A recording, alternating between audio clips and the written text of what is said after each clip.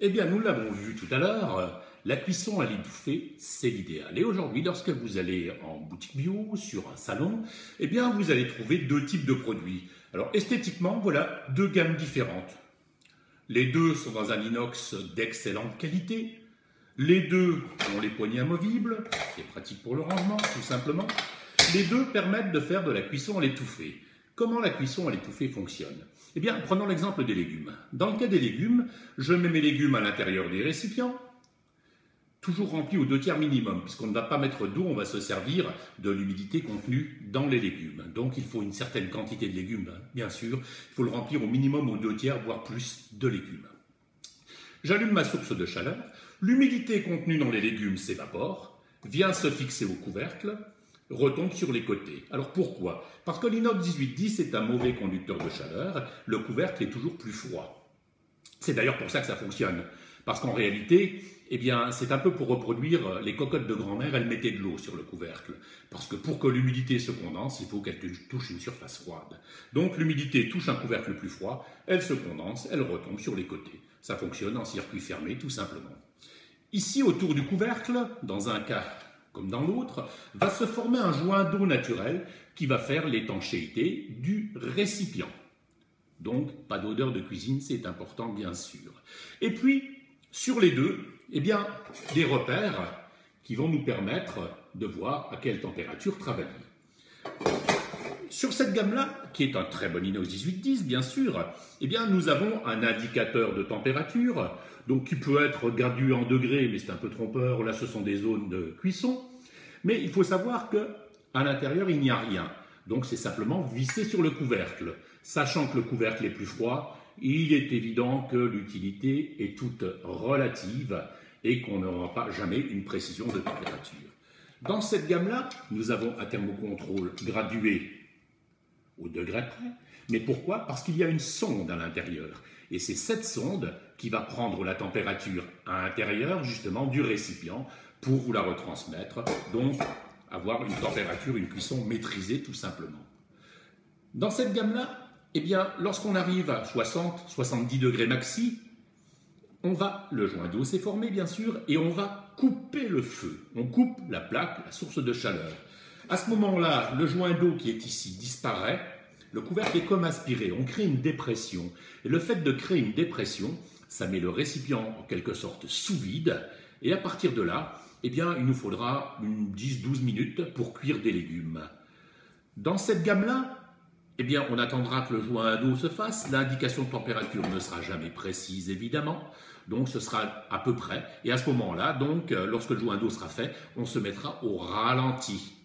Mais on ne pourra pas, sur des cuissons longues, travailler feu éteint. Parce que la partie visible de l'iceberg, eh bien, on se dit, c'est la sonde, bien sûr, c'est une chose. Mais la grosse différence au niveau de ces deux produits, c'est le fond. Alors, les deux sont des fonds de très bonne qualité, de pratiquement la même épaisseur. Donc, ce n'est pas une histoire d'épaisseur, c'est une histoire de fabrication. Dans cette gamme-là, vous avez ce qu'on appelle un triple fond. Inox 1810 que vous garderez toute votre vie, c'est garanti à vie d'ailleurs. Eh bien, voilà, c'est ce que vous allez trouver partout, dans la majorité des boutiques bio, sur tous les sites. Eh bien, vous allez trouver ce type de produit. C'est très bien, c'est fantastique, et on va faire de la cuisson à l'étouffée avec. On fera de la cuisson à l'étouffée. Dans cette gamme-là, vous avez un fond très spécial qui est breveté. Le numéro de brevet est d'ailleurs gravé sur le fond. Eh bien, c'est un fond Titantherm. La différence de fabrication, là c'est beaucoup plus complexe bien sûr, et là toutes mes cuissons vont se faire feu éteint, donc je n'ai rien à maîtriser, je n'ai pas de feu réduit à mettre, pour une raison qui est toute simple, c'est que même si on met son feu au minimum, même sur une bougie, la température va continuer à monter. Ce n'est pas maîtrisable. Donc là, on a ce fond-là qui va remplacer un peu le fourneau à feu continu de nos grands-mères.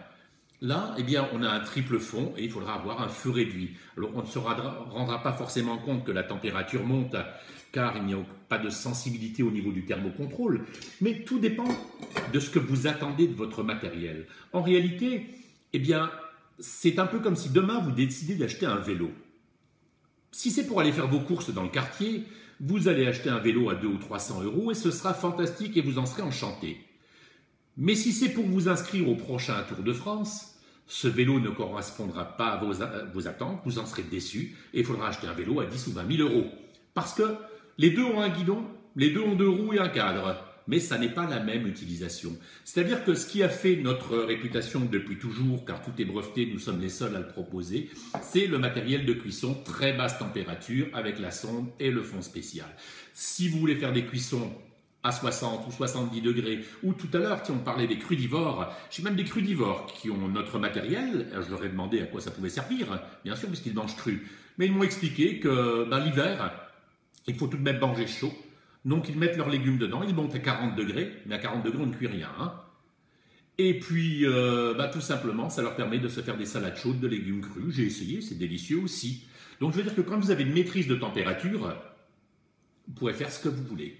Quand vous n'avez pas de maîtrise, c'est un peu, c'est un peu du pifomètre. Or maintenant, même en cuisson traditionnelle, hein, regardez les émissions culinaires, il y en a plein à la télé, tous les cuistots travaillent au thermomètre.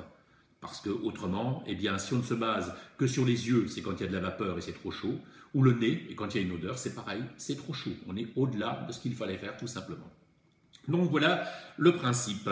Alors dans les deux, eh bien, on cuisine sans eau évidemment. Même pour une soupe de légumes, eh bien, on va cuire ces légumes sans eau. Une fois qu'ils sont cuits à 60, on enlève son couvercle, on mouline directement dedans, bien sûr, ça c'est pas dérangeant. On rajoute un peu d'eau en fonction de la consistance que l'on veut obtenir. On met un petit coup et on remet son couvercle tout simplement pour que le mélange soit homogène. Alors pourquoi sans eau? Pour une raison qui est toute simple, c'est lorsqu'on cuit des légumes sans eau, on peut les cuire à 60-70 degrés.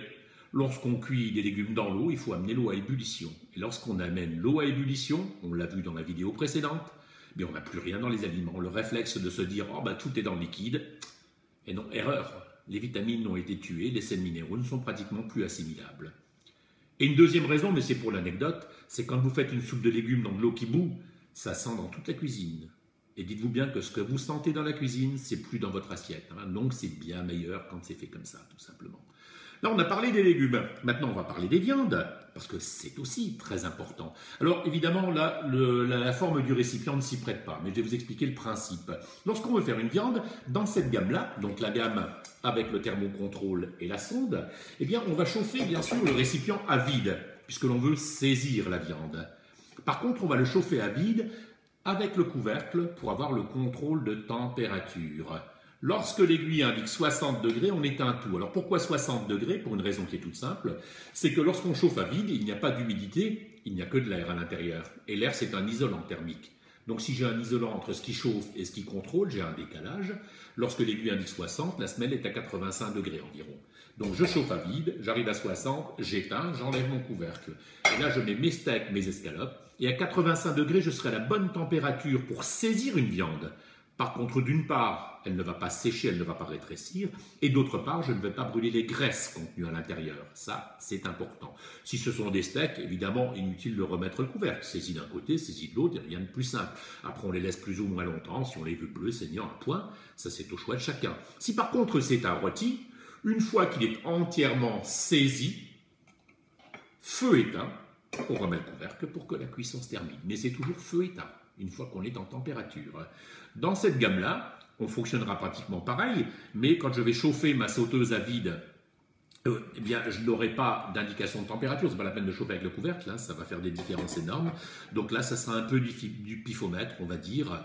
Alors souvent, les vendeurs de ce type de matériel, qui, je le répète, est toujours de très bonne qualité, eh bien, vous disent, vous chauffez très fort, vous jetez une goutte d'eau, et quand l'eau roule comme une bille, vous mettez le steak. Mais quand l'eau roule comme une bille, on est à 250 degrés. Et 250 degrés, en sachant que les graisses contenues dans la viande, c'est à 120 degrés qu'elles se transforment en goudron, eh bien, vous avez un récipient en inox, mais vous mangez quand même des graisses animales brûlées. Donc, résultat, l'addition est toujours là quand même à terme. Donc là, il va falloir un peu plus jongler dans ce type de produit. Évidemment, les tarifs ne sont pas les mêmes, car la conception n'est pas la même, même si les produits sont ressemblants, même si les deux sont fantastiques. Mais encore une fois, c'est un peu l'histoire du vélo. Tout dépend des attentes que vous avez.